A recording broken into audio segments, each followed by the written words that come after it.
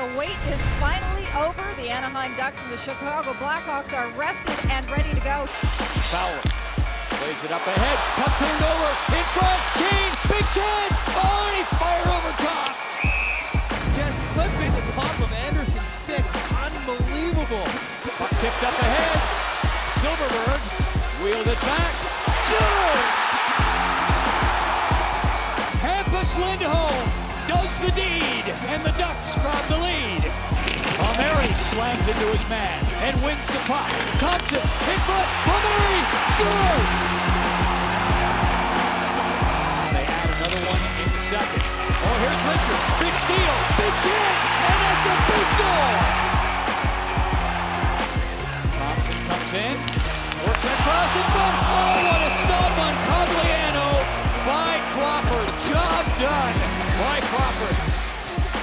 Puck played up, tapped ahead. Cogliano will walk it in. Shoots. Rebound in front. Scores!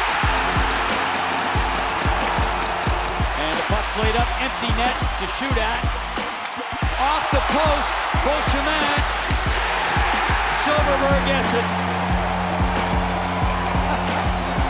So the Ducks win the first one by a score of 4-1.